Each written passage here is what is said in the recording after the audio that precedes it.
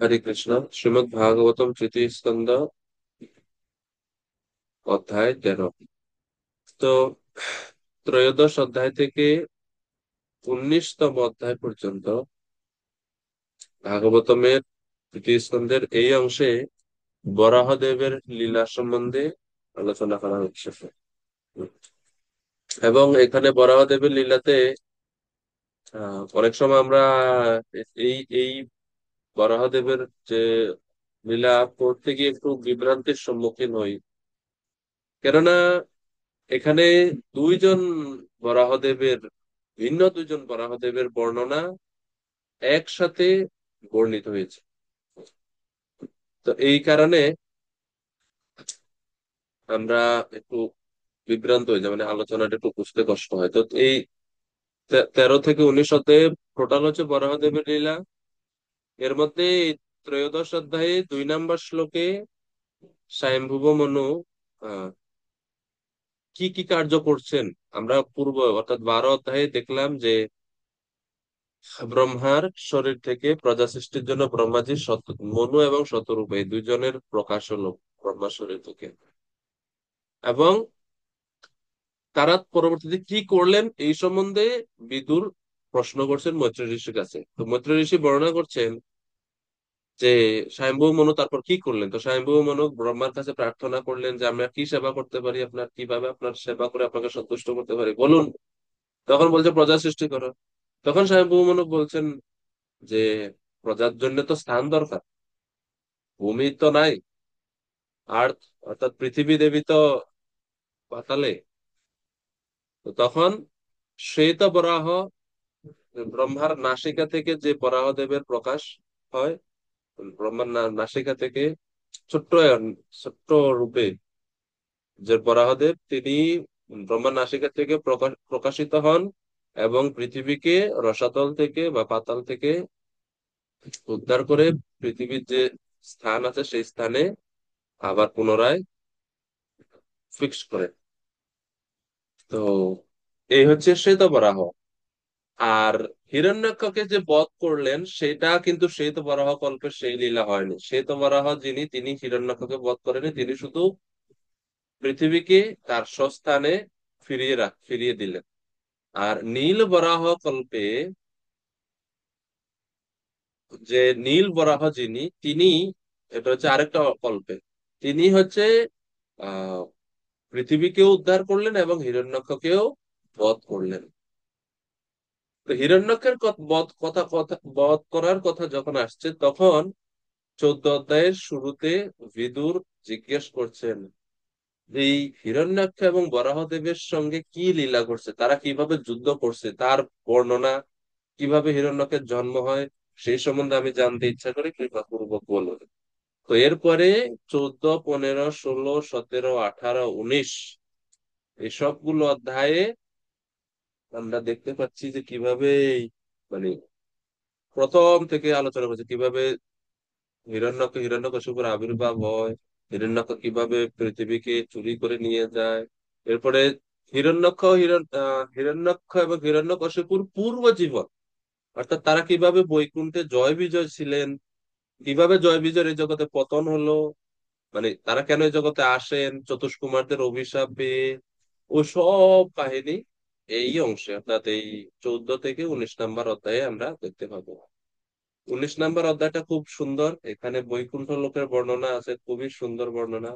আহ, তো তাও আমরা দেখবো। তো এই হচ্ছে আমাদের এই ইউনিটের এই কয়টা অধ্যায়, 13 থেকে 19 নম্বর অধ্যায়।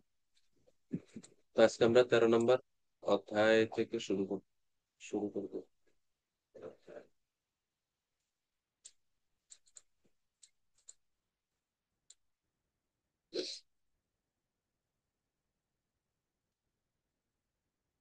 সরি, 15 অধ্যায় হচ্ছে বৈকুণ্ঠের বর্ণনা, 15 ভুল বলছি। তো স্বয়ম্ভুব মন্বন্তরে ব্রহ্মার নাসিকা থেকে যে বরাহদেব আবির্ভূত হন, তিনি হচ্ছেন শ্বেত বরাহ। এই শ্বেত বরাহের বর্ণনা হচ্ছে এই 13 অধ্যায়ের 16 থেকে 30 নম্বর শ্লোকের যে বর্ণনা, তিনি হচ্ছেন শ্বেত বরাহ। তিনি স্বয়ংভুব মন্বন্তরে তিনি প্রকটিত হন।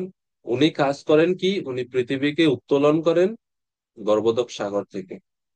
বাস, এটা হচ্ছে ওনার কাজ।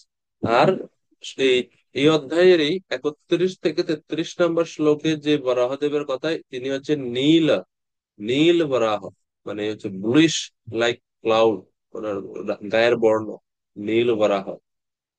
তো তিনি আহ জল থেকে ওনার আবির্ভাব, মানে জল থেকে তিনি প্রকটিত হন। এবং এই নীল বরাহের যে মন্বন্তরে তিনি লীলা করেছেন, সেটা হচ্ছে চাক্ষুষ মন্বন্তর। ওকে, তো স্বয়ম্ভুব মন্বন্তরে হচ্ছে শ্বেত বরাহ, আর নীল বরাহ হচ্ছে চাক্ষুষ মন্বন্তরে। এই চাক্ষুষ মন্বন্তরে নীল বরাহদেব তিনি পৃথিবীকে উত্তোলনও করেন, আবার হিরণ্যককে বধও করেন। তো এই হচ্ছে মেজর পার্ট ডিফারেন্স। এই এই দুইজন বরাহদেবের বর্ণনা আমরা পাচ্ছি একই সাথে। তো এটা মৈত্রেয় ঋষি, তিনি যখন ভগবানের কথা পরিবেশন করছেন, ভগবত আবেশে তিনি আর ওই ক্রোনোলজিক্যাল ব্যাপার আর ওনার খেয়াল নাই, উনি মানে লীলার দ্বারা বাহিত হয়ে যাচ্ছেন। তো এজন্য দুইটা ভিন্ন মন্বন্তরের বর্ণনা একসাথে তিনি ব- বলছেন। তো আচার্যরা এটা আলাদা করছেন যে না, এখানে দুইজন বরাহদেবের বর্ণনা আমরা দেখতে পাই। Okay, তো প্রথম শ্লোক। এই অধ্যায়ে 13 অধ্যায়ে মোট শ্লোক আছে 50টি। 1 থেকে 5 নম্বর শ্লোকে মনু সম্পর্কে বিদুরের জিজ্ঞাসা। মনু এবং শতরূপা ওনারা কি করলেন, মনু কি করলেন? তো এই প্রশ্ন 1 থেকে 5। 6 থেকে 8 মনু ব্রহ্মাকে জিজ্ঞাসা করলেন যে আমি কিভাবে আপনার সেবা করব, 6 থেকে 8 নম্বর শ্লোকে। এবারে 9 থেকে 13-তে বর্ণনা রয়েছে, যখন মনু জিজ্ঞেস করছে ব্রহ্মাকে যে আমি কি করব, তখন ব্রহ্মা 9 থেকে 13 নম্বর শ্লোকে মনুকে উপদেশ দিলেন যে এই কাজ করো। তো 9 থেকে 13 নম্বর শ্লোক ব্রহ্মা মনুকে উপদেশ দিলেন।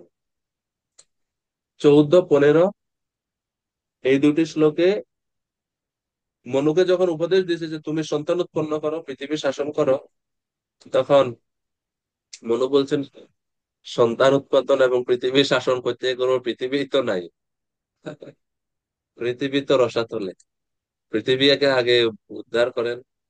তো তখন ব্রহ্মাজি যখন চিন্তা করছেন কিভাবে পৃথিবী উদ্ধার করা যায়, 16 থেকে 30 নম্বর শ্লোক, তখনই ওনার নাসারন্ধ্র থেকে একটা ছোট্ট রূপ ধারণ করে বরাহদেব প্রকটিত হন। এবং সে ছোট্ট রূপ থেকে ধীরে ধীরে বৃহৎ হতে হতে হতে হতে হতে হতে বিশাল রূপ ধারণ করেন বরাহদেব। তো 16 থেকে 30 শ্বেত বরাহের যে লীলা, তিনি কি কার্য করলেন শ্বেত বরাহদেব, সেই বর্ণনা দেওয়া হয়েছে 16 থেকে 30 নম্বর শ্লোকে।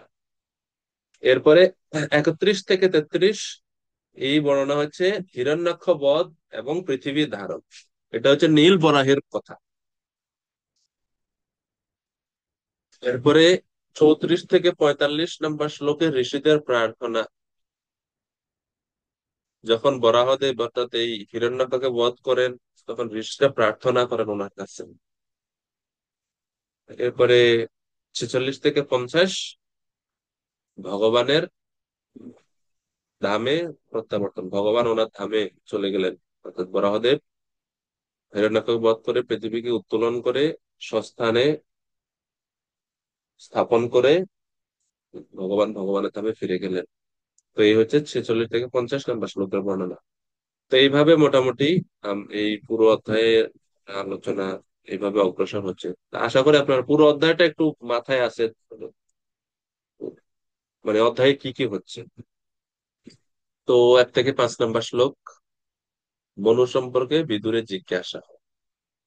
তো জিজ্ঞেস করছে মহাত্মা মনু স্ত্রী লাভ করার পর কি করলেন তা আমি জানতে আগ্রহী। তো সুখদেব গোস্বামী বলছেন, শ্রী শুক উবাচ নিশম্য বাচম বদতো মুনে পুণ্যতমাম নৃপ ভূয়া পপ্রচ্ছ কৌরভ্যো বাসুদেব কথাদৃত। বিনয় সচ্চিদানন্দ প্রভু অনুবাদ করবেন কি করবো।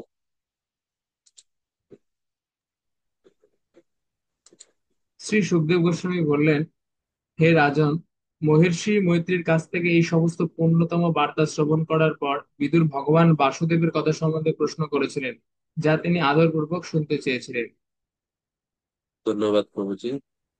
এখানে এই যে শেষ অংশ শ্লোকের বাসুদেব কথাত্রিত, এই অংশটা খুবই তাৎপর্যপূর্ণ। প্রভুপাদ তাৎপর্য এই আদৃত কথাটি ব্যাখ্যা করছেন। আদৃত মানে কি? আদৃত শব্দের অর্থ এখানে অনেক অর্থে ব্যবহার করা হয়েছে। প্রথম, পরমেশ্বর ভগবানের চিন্ময় বাণী শ্রবণ করতে যার শ্রদ্ধা আছে, এই জন্য বলা হচ্ছে আদৃত।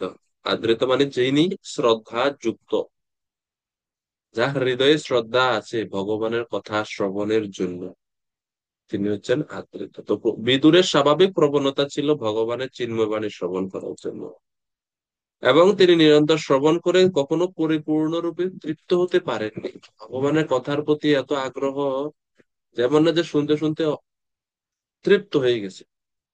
চিন্ময় বস্তুর চিন্ময় বস্তু সমূহের যা কিছু সেটা হোক, ভগবানের নাম, রূপ, গুণ, যশ, লীলা, প্রত্যেকটা বস্তু এই স্বভাব আছে যে কখনো এগুলাতে তৃপ্তি লাভ করা যায় না, সবসময় অতৃপ্ত ভাব। জড়জগতে মানুষও অতৃপ্ত, ভক্তরাও অতৃপ্ত। তো মনে হতে পারে যে দুইও শ্রেণী যদি অতৃপ্ত হয় তাহলে এই পার্থক্যটা কোথায়? অনেক বড় পার্থক্য আছে। জড়জাগতিক সমস্ত জিনিস, লিমিটেড হ্যাপিনেস, সীমিত সুখ, ঐশ্বর্য আমাদের প্রদান করে, কিন্তু আমাদের মন আরো চায়, আরো চায়, আরো চায়। মন আরো চায়, কিন্তু জড়জাগতিক জিনিসে তো দেওয়ার সেই ক্যাপাসিটিটা, আনলিমিটেড ক্যাপাসিটি নাই। এই জন্যই আমরা, মানে আমরা বলতে এই জড়জগতে মানুষ সবসময় অতৃপ্ত। তার টাকা আছে, হয়তো ব্যাংকে 5 লাখ, কিন্তু তার মন আরো চায়। কিন্তু সামর্থ্য তো তাকে তৎক্ষণাৎ অনেকগুলো টাকা দিতে পারে না, তো তার সামর্থ্য নাই, এই জন্য সে অতৃপ্ত। তার অবস্থান নিয়ে সে অতৃপ্ত, তার সম্পর্ক নিয়ে সে অতৃপ্ত। জড়জগতে মানুষ অতৃপ্ত। মোবাইল একটা আমি কিনছি, এই মোবাইলে তো মানে আমাকে সুখ দেওয়ার বা আমাকে আনন্দ দেওয়ার তো একটা ক্যাপাসিটি থাকে, কিন্তু আমার মন তো নিত্য নতুন চাহিদা আরো যোগান দিতেছে। কিন্তু মোবাইলে তো একটা ক্যাপাসিটি, মানে একটা লিমিটেশন আছে, এ তো এর সীমার বাইরে গিয়ে কিছু দিতে পারে না। এই জন্য জড়জগতে মানুষ অতৃপ্ত। আর এদিকে ভক্তরাও অতৃপ্ত। অতৃপ্ত এই কারণে তারা কখনো তৃপ্ত হয় না। তারা এই কারণে তৃপ্ত হয় না, এই কারণে যে মন চায়। আর মন তো চায়, সাথে সাথে চিন্ময় বস্তু সমূহ নিত্য নতুন রূপে প্রতিভাত হয়, নিত্য নতুন রূপে প্রকাশিত হয়। আজকে একরকম, তো কালকে আরেক রকম, এরপরের দিন আরেক রকম, এরপরের দিন আরেক রকম। তো মনও নতুন নতুন চায়, আর চিন্ময় বস্তু নতুন নতুন স্বাদ, নতুন নতুন রস, নতুন নতুন অর্থ প্রকাশ করে। এর মধ্যে প্রতিযোগিতা চলে, এই জন্যে কখনো তৃপ্ত হয় না। আশা করি বুঝতে পারছেন। আমার এক গ্লাস জলের দরকার, মানে আমার এখন পিপাসা পাইছে, আমার এক গ্লাস জল হলে আমার পিপাসাটা মিটে যাবে, এর মানে আমি তৃপ্ত for certain period of time. কিন্তু এই চিন্ময় বস্তুর ক্ষেত্রে কি হইতেছে, আমার পিপাসা ক্রমবর্ধমান ভাবে বাড়তেছে, আর আমি যে জল পান করছি, জল পানের ফলে পিপাসা মিটতেছে না। এই এক গ্লাস জল আরো আরেক গ্লাস জল খাওয়ার জন্য আমার চাহিদা যোগান করে দিচ্ছে। এই জন্য আমার চাহিদা, আমার মানে ওই স্বাদ পেয়ে, জলের ওই স্বাদটা পেয়ে আমার আরো একটু খাওয়ার ইচ্ছে হইতেছে, আরো একটু খাওয়ার ইচ্ছে হচ্ছে। এই কারণে সবসময় অতৃপ্ত। জড়জাগতিক ক্ষেত্রে তো মানে একটা, যেমন আমার যদি আম জুস খুব পছন্দ হয়, প্রথম গ্লাস খেলাম, দ্বিতীয় গ্লাস খেলাম, 3 নম্বর গ্লাসে গিয়ে শেষ। ওই একই আমের জুস আর ভাল লাগবে না। কতটুক খাবেন? শরবত কতটুক খাওয়া যায়? 2 লিটার, এর বেশি তো না। 2 লিটারের ওভার যদি, জাস্ট বললাম 2 লিটার, এর ওভার হয়ে গেলে তো আর বিরক্তির কারণ হয়ে যায় ওই একই জিনিস। কিন্তু চিন্ময় বস্তু সমূহ একই নাম, একই ভগবানের রূপ, একই লীলা, একই ভাগবতম, কিন্তু বারবার পড়তেছি তো বারবার বারবার করে নতুন নতুন স্বাদ আস্বাদন করা হচ্ছে। না, বয়ম তু না পিতৃপ্যাম উত্তম শ্লোক লীলয়া, শ্রীমদ ভাগবতম যে বলছে, ইয়ৎ শৃণ্যতাম রসজ্ঞানম সাধু সাধু পদে পদে, যা শ্রবণ করে প্রতি পদে পদে প্রতিদিন প্রতিক্ষণে আমরা নতুন নতুন রস আস্বাদন করছি। শ্রীমদ ভাগবতমের বর্ণনা, তদেব রম্যম রুচিরম নবম নবম, তদেব রম্যম রুচিরম নবম নবম, মানে এই ভগবানের সম্বন্ধীয়, কৃষ্ণ সম্বন্ধীয় প্রত্যেকটা বস্তুর রুচি, নতুন নতুন রুচি, নতুন নতুন স্বাদ প্রকাশিত করে। এটা হচ্ছে চিন্ময় বস্তু। এজন্য যদি কেউ পরিতৃপ্ত হতে চায়, পরিপূর্ণভাবে পরিতৃপ্ত হতে চায়, তাহলে ওনার কর্তব্য বা ওনাদের কর্তব্য বা আমাদের কর্তব্য শুধুমাত্র ভগবানের দিকে দৃষ্টি রাখা। হৃদয় থেকে ভালোভাবে এই সিদ্ধান্ত নেওয়া রাখা উচিত যে জড় জগতে কোনো জিনিস আমাকে সুখী করতে পারবে না। এই চিন্তাটা যদি থাকে না, তাহলে আমরা ভক্তিতে ঐকান্তিক হতে পারবো না। যদি মনে করি না তাও ঠিক আছে, ভগবান তো ঠিক আছে, কিন্তু আমার পরিবার আছে, আমার অর্থ আছে, আমার ব্যবসা আছে, আত্মীয় স্বজন আছে, আমাকে সুখ দিতে পারবে, বা আমি সুখী হতে পারবো, বা আমি ঠিক আছে যেখানে আছি এখানে, তাহলে মানে একাগ্রতাটা আর বাড়বে না। তো আর একাগ্রতা যদি থাকে না, উৎসাহ যদি থাকে না, তাহলে তো এই জীবনে ভগবানের কাছে যাওয়াটা অনেক কঠিন হয়ে যাবে। ধ্রুব মহারাজের মতন যদি ঐকান্তিকতা না থাকে, এক জীবনে ভগবানের কাছে যাওয়া মুশকিল, আবার আসতে হবে। আর এটা প্রভুপাদ এবং আমাদের আচার্যরা কখনো চান না ইসকনের কোনো, ইসকন বলবো না মানে কোন, আর ওনাদের অনুগত শিষ্যরা, এই ইসকনের এই সংগঠনের সমস্ত সদস্যরা তারা আবার আসুক, এটা কখনো আমাদের আচার্যরা চান না। তো এই জীবনে যেন শেষ জীবন হয়, এটা প্রচেষ্টা থাকা উচিত। আর এর জন্যই দরকার কৃষ্ণের প্রতি আমাদের আসক্তিটা আরো বাড়ানো, না হলে বিপদ আছে। কয়েকদিন আগে জিপিএস অফিস থেকে, মায়াপুর থেকে মেসেজ দেয় না আপনাদের আপনাদের মাঝে মাঝে, গুরু মহারাজের যারা শিষ্যগণ আছেন সবাইকে বিভিন্ন সময়ে গুরু মহারাজ বছরে একবার হলো বা 6 মাস 7 মাস পরে একবার মেসেজ দেয় গুরু মহারাজের অফিস থেকে, যে গুরু মহারাজ খোঁজ নেয় তার শিষ্যদের পার্সোনালি, এটা কোনো গ্রুপে না, পার্সোনালি নাম্বারে মেসেজ পাঠায়। তো গুরু মহারাজের অফিসে এরকম সিস্টেম আছে।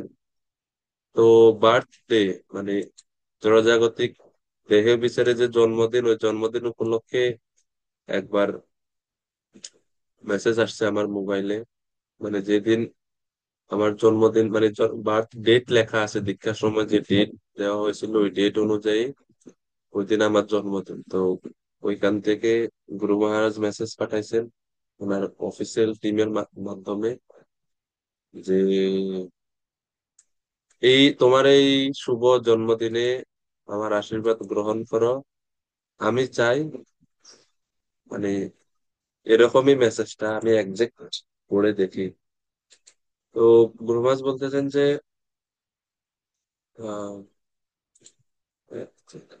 ইউএস, ইউএস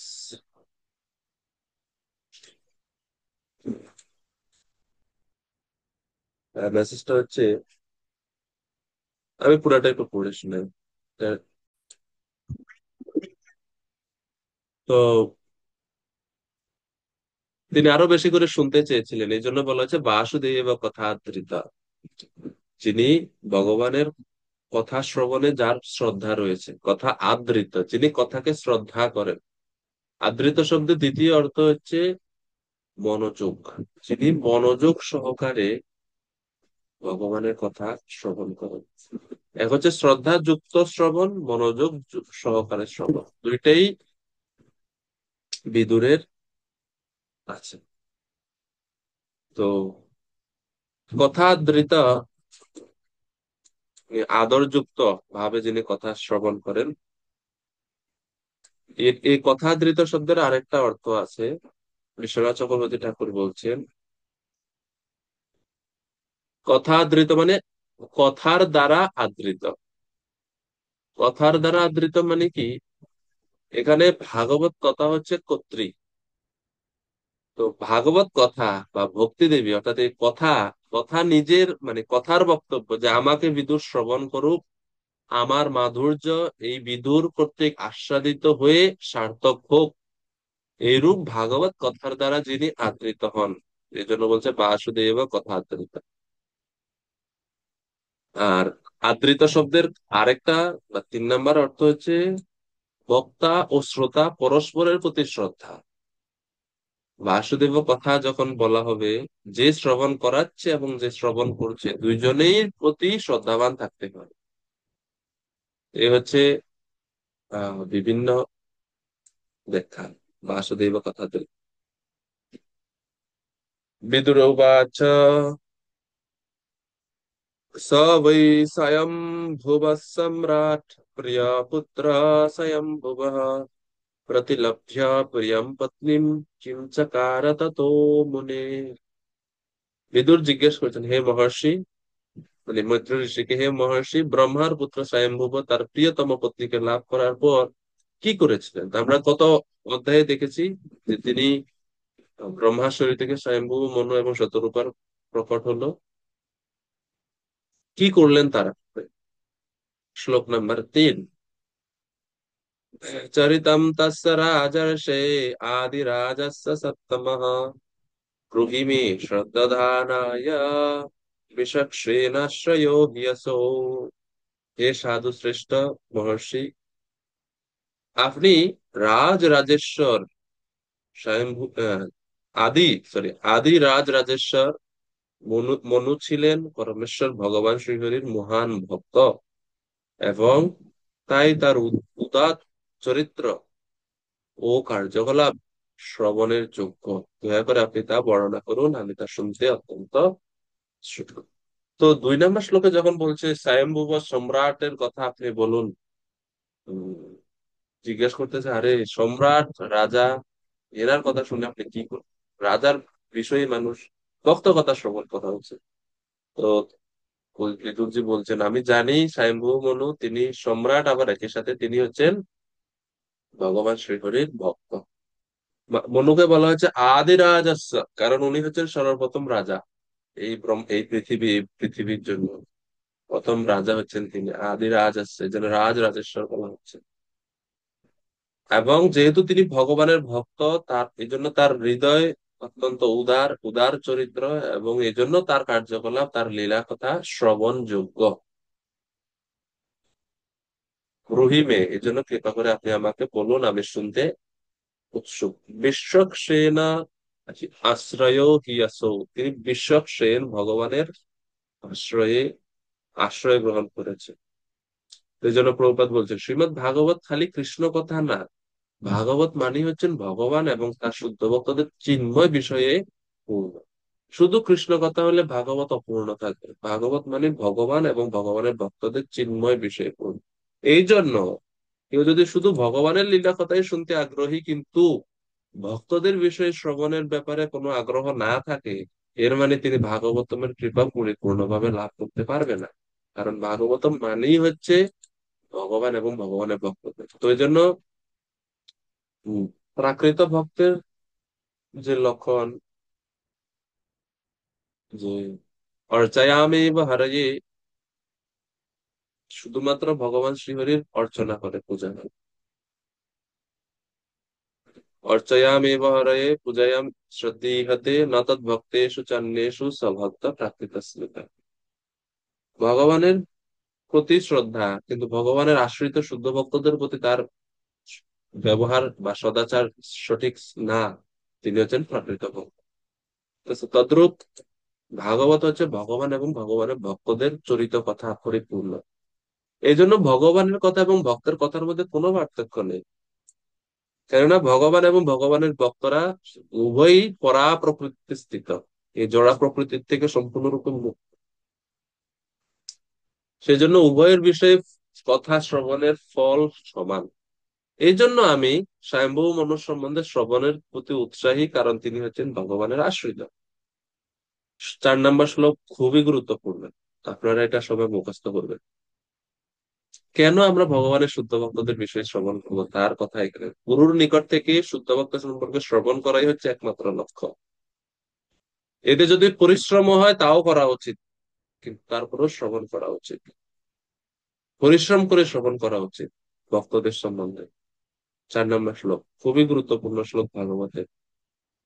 শ্রোতাস পুংসাম সুচিরাশ্রমস্য নন্বঞ্জসা সূরিভিড়িত অর্থা তত্তদ্গুণানুশ্রবণম মুকুন্দ পদারবিন্দম হৃদয়ে শ্রূয়েষাম।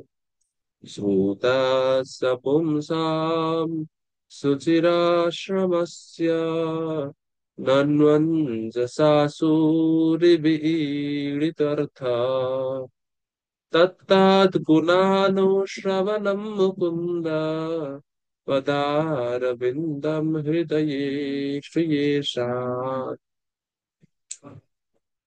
তপমূর্তি প্রভু কৃপা করে অনুবাদটা করবে।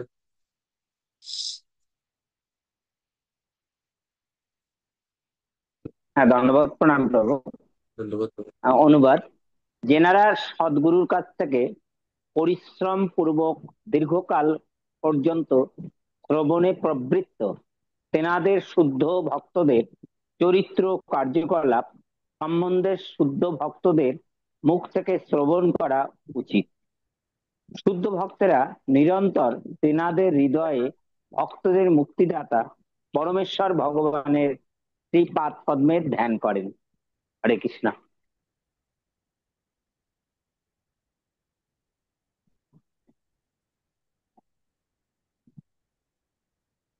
ধন্যবাদ প্রভুজি। তো আধ্যাত্মিক গুরুর হরে কৃষ্ণ। থেকে শ্রবণের জন্য, বা আধ্যাত্মিক গুরুদেবের কাছ থেকে শুদ্ধ ভক্তদের কাছ থেকে শুদ্ধ ভক্তদের কথা শ্রবণ করা উচিত। প্রভুপাদ বলছেন যে প্রকৃতপক্ষে ভগবান নিজে ঘোষণা করেছেন যে তার শুদ্ধ ভক্তরা তার থেকে অধিক পূজনীয়। কোথায় বলছে বলেন তো, ভগবান কোথায় ঘোষণা করছে? প্রভুপাদ তাৎপর্য বলছেন যে ভগবান ঘোষণা করছেন, এখন আপনাদের কর্তব্য প্রভুপাদের বাণী সত্য প্রতিপন্ন করা। বলেন প্রভুপাদ কোথায় বলছেন এটা? হ্যাঁ, বিনয় প্রভু। প্রভু, ন চ তস্মাৎ মনুষ্যেষু কশ্চিন মে প্রিয় কৃত্যমঃ ভবিতা ন চ মে তস্মাৎ অন্য প্রিয়তর ভবি। এখানে বলেছে ভগবত গীতাতে প্রভু। পাঠ করুন এটার অধ্যায়। অনুবাদটা কি? যে যিনি আমার এই ন চ তস্মাৎ মনুষ্যেষু, মানুষের মধ্যে তারা হয়তো সব থেকে প্রিয় যিনি আমার এই ভগবত গীতার বাণীকে প্রচার করেন, কিন্তু মানুষজনের কাছে বলেন। কিন্তু এখন প্রভুপাদ বলছেন ভগবান নিজে ঘোষণা করেছেন শুদ্ধ ভক্তরা তার থেকে অধিক পূজনীয়। এখানে তো হচ্ছে যারা ভগবত কথা প্রচার করে তাদের মহিমা ভগবান বলছেন। তো মূল বিষয় এই লাইনের এক্সাক্ট লাইন, প্রভুপাদ বলছে যে ভগবান নিজে ঘোষণা করছেন তার শুদ্ধ ভক্তরা তার থেকে অধিক পূজনীয়। আহ, তো আরাধনানাং সর্বেষাং বিষ্ণুর আরাধনাং পরম তস্মাৎ পরতরং দেবী তদীয়ানাং সমার্চনা। এটা প্রযোজ্য, কিন্তু এটা শিবজি বলছে, ভগবান বলছেন না।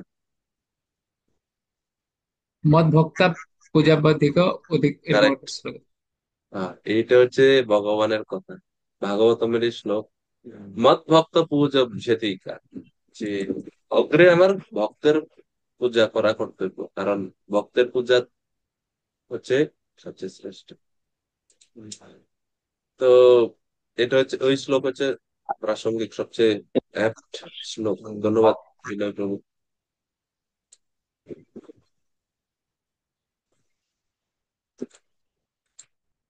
পুরো শ্লোকটা হচ্ছে মদ ভক্ত পূজা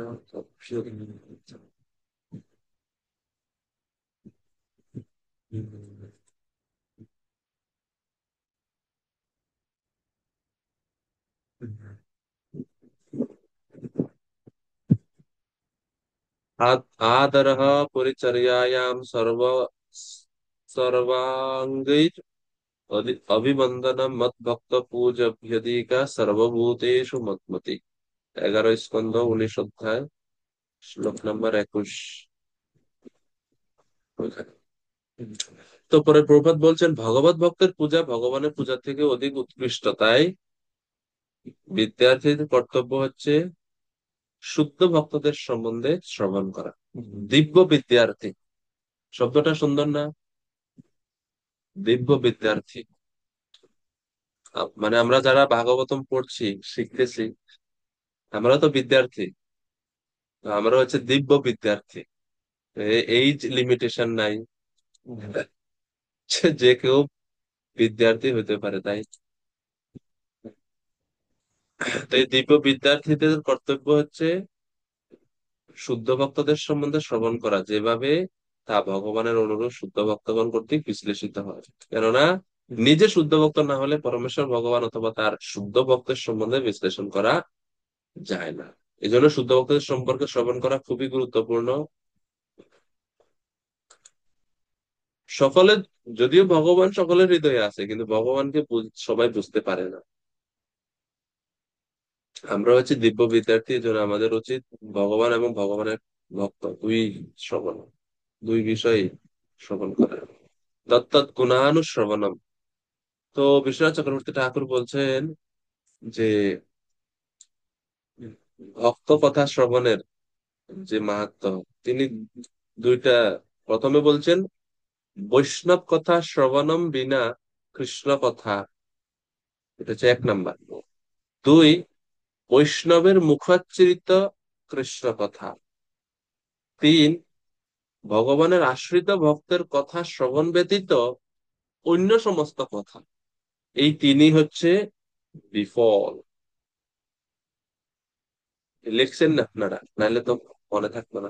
খুবই সূক্ষ্ম পার্থক্য। প্রথম কথা হচ্ছে যে এই যে বলা হচ্ছে না যে বিফল, বিফলের মধ্যে আহ প্রথম হচ্ছে বৈষ্ণব কথা ছাড়া শুধু কৃষ্ণ কথা, এটা বিফল। 2, বৈষ্ণবের মুখাচ্ছারিত কৃষ্ণ কথা যদি না হয় তাহলে সেটা বিফল। মানে কৃষ্ণ কথা হইতে হবে বৈষ্ণবের মুখাচ্ছারিত। আর 3, ভগবত ভক্তদের শ্রবণ ভগবত ভক্তদের কথা শ্রবণ ব্যতীত বিদ্যৎগণের অন্য সমস্ত বিদ্যাও বিফল। এই জন্য বলছেন সুচির শ্রমস্য। সুচির অর্থাৎ বহু দীর্ঘকাল ব্যাপী আয়াস বা শ্রম করে গুরুর মুখ হতে এই সম্বন্ধে ভগবানের কথা এবং ভগবানের ভক্তদের কথা শ্রবণ করা উচিত। তত্তৎ গুণানুশ্রবণম, যাদের হৃদয়ে ভগবান শ্রীকৃষ্ণের পাদপদ্ম বিরাজিত, সেই ভক্তদের গুণ, ভক্তগণের গুণ সমূহের কথা অনুশ্রবণ এবং অনুকীর্তন দরকার। তত্তৎ গুণ অনুশ্রবণম। অনু শব্দের অর্থ কি জানেন আপনারা?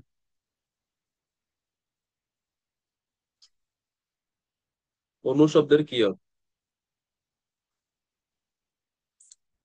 হ্যাঁ, বিনয় প্রভু। প্রভু, ক্ষুদ্র। অনু শব্দের অর্থ ক্ষুদ্র, কিন্তু এই অনু আর এই অনুর মধ্যে একটু পার্থক্য আছে। ওটা দন্ত ন, আর এটা মূর্ধ ন।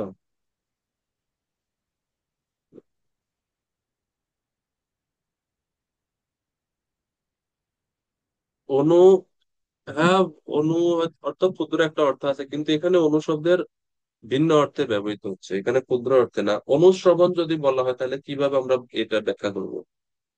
তো অনু শব্দের দুইটা অর্থ এই এই শ্লোকের প্রেক্ষিতে আমরা নিতে পারি। একটা হচ্ছে অনু শব্দের অর্থ হচ্ছে পশ্চাৎ, মানে পিছনে পিছনে। আর অনু শব্দের আরেকটা অর্থ হচ্ছে নিরন্তর। অর্থাৎ মহৎ ব্যক্তিদের মুখ হতে, শ্রীমুখ হতে কৃষ্ণ কথা এবং কৃষ্ণের ভক্তদের কথা নিরন্তর শ্রবণ করতে হবে। আর পশ্চাৎ অনুকীর্তনের, অনুশ্রবণের আরেকটা অর্থ, মানে খালি শ্রবণ করলেই হবে না, শ্রবণের সাথে সাথে ভক্তদের আনুগত্যও স্বীকার করতে হবে। এই জন্য বলতে পশ্চাৎ, মানে তাদের পশ্চাৎ ধাবন করতে হবে, তাদের পিছন পিছন থাকতে হবে। তো এই হচ্ছে অনু, মানে হচ্ছে নিরন্তর এবং পশ্চাৎ। যেমন আমরা বলি না অনুসারী, আমরা বলি অনুসারী বলি না, অনুসারী।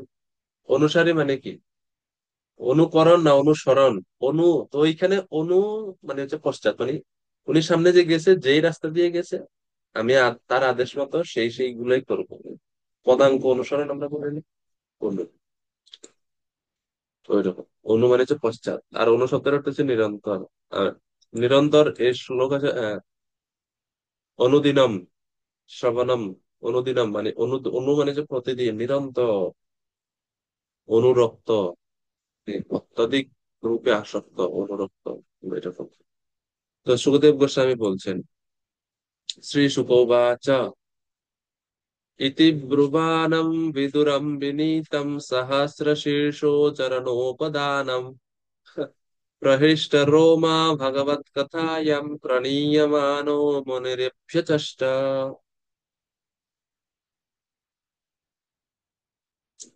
মীনাক্ষী মাতাজি বলুন অনুবাদ। হরে কৃষ্ণ প্রভু প্রণাম। শ্রী সুখদেব গোস্বামী বললেন, পরমেশ্বর ভগবান প্রসন্ন হয়ে বিদুরের অঙ্কে তার শ্রী পাদপদ্ম স্থাপন করেছিলেন। কেননা বিদুর ছিলেন অত্যন্ত বিনীত ও স্নিগ্ধ। মহর্ষি মৈত্রেয় বিদুরের কথায় অত্যন্ত প্রীত হয়েছিলেন এবং তার মনোভাবের দ্বারা প্রভাবিত হয়ে তিনি বলতে শুরু করেছিলেন। হরে কৃষ্ণ প্রভু। প্রভু একটা কোশ্চেন ছিল প্রভু, বলুন।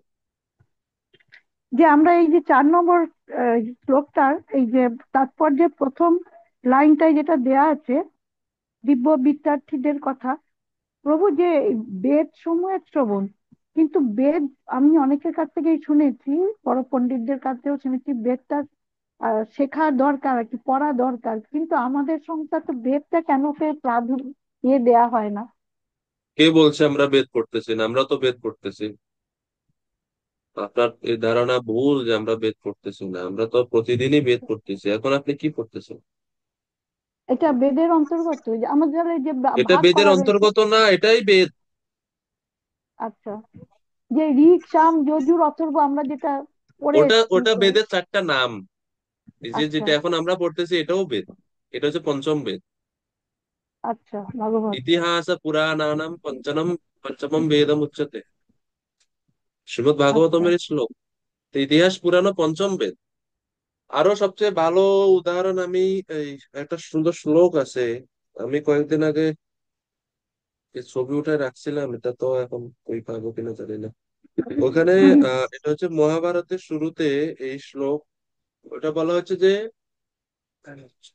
বেদ এর কথা যেরকম সর্বজন স্বীকৃত, বেদের কথা প্রমাণিত করার জন্য অন্য কোনো শাস্ত্রের প্রমাণ দরকার হয় না। এটা বেদ মানে হচ্ছে শত প্রমাণ, তদ্রূপ বেদের সাথে সাথে পুরাণ এবং ইতিহাস আদিও শত প্রমাণ গ্রন্থ। তো এই জন্য ওই কথাগুলোকে প্রমাণিত করার জন্য অন্য কোনো শাস্ত্র থেকে সাপোর্টিভ কোনো শ্লোক দরকার হয় না। শত প্রমাণ এগুলো।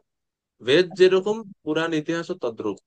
ভাগবতম হচ্ছে নিগম কল্পতরুর গলিতম ফলম, এই বুঝতে বেদেরও পারছি। ঊর্ধ্বে। তাইলে আমরা যদি মনে করি যে আমরা বেদ পড়তেছি না, এটা তো মানে আমরা বেদেরও উপরেরটা পড়তেছি। ক্রাউন জুয়েল আচ্ছা, অফ অল বৈদিক বৈদিক স্ক্রিপচার। তবু এটাকে সমস্ত তো ক্লারিফাই কেউ করেনি, তো সেই জন্য আমার মনে প্রশ্নটা এটাই ছিল, যে বেদ ক্ল্যারিফাই তো বলতে প্রথম actually স্কন্ধে হয়ে যাওয়ার কথা। হয়েছিল হয়তো, আমরা আর কি আর মাইন্ডে নেই, কারণ একটা জিনিস বারবার পড়তে পড়তে তবে তো সেটা মাইন্ডে স্টোর হয় না। তো একবার শুনে নিয়েছি আর সেটাকে আমরা মনে রাখতে পারিনি, ওই জন্য বারবার এই কোশ্চেনটা আসে, বেদ যদি পড়ানো হয়ে থাকে আমাদের কোন জায়গাটা করে পড়ানো হচ্ছে বেদে? আমরা যেটা করতেছি সেলফ ইজ বেদ।